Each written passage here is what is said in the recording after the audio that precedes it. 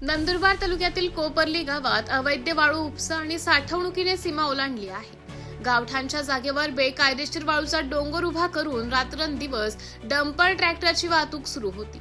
या त्रासाविरोधात आवाज उठवणाऱ्या ग्रामस्थांना थेट जीवेठार मारण्याची धमकी देण्यात आली।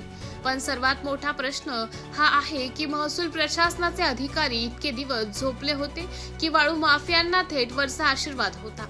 ग्रामस्थांच्या तक्रारीनंतर काल कोपर्ली मंडळ अधिकारी आणि तलाठी मॅडम पोलीस ताफ्यासह पोहोचले आणि पंचनामा केला। पण इथेच खरा ट्विस्ट आहे।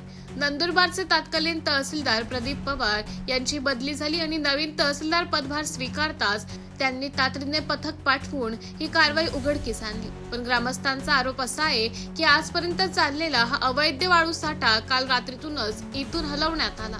जर तलाठी आणि मंडळ अधिकारी सतत तक्रार करत होते तर आधी कारवाई का झाली नाही?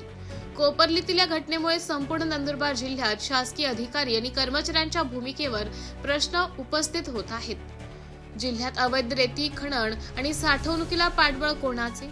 वाळू माफियांना राजश्रय देणारे ते अदृश्य हात कोणाचे आहेत?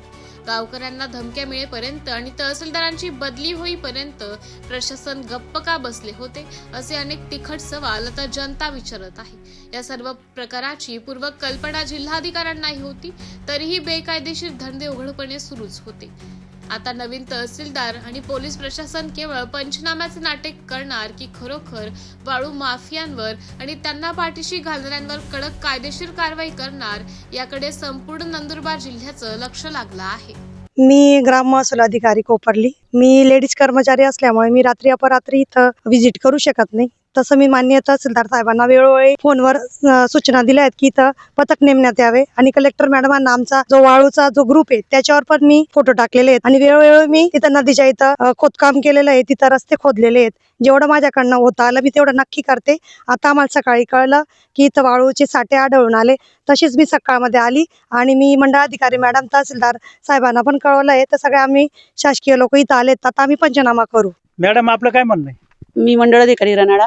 मला सकाळीच ग्राम महसूल अधिकारी मॅडमांचा फोन आला की आपल्या इथं वाळूचे 2-3 ठिकाणी आणि ते पण सरकारी गटावर वाळूचे साठ आढळला आहे। मग आम्ही आमची पूर्ण टीम घेऊन, तहसीलची टीम घेऊन इथं कारवाईसाठी आलोय आणि आम्ही आज पंचनामा दोघं सादर करून तहसीलला रिपोर्ट सादर करतोय। रात्री केलेले एका कोणत्या टायमाला केलं हे आम्हाला जर आढळलं तर आम्ही त्यांच्यावर पूर्ण सक्त कारवाई करू यानंतर।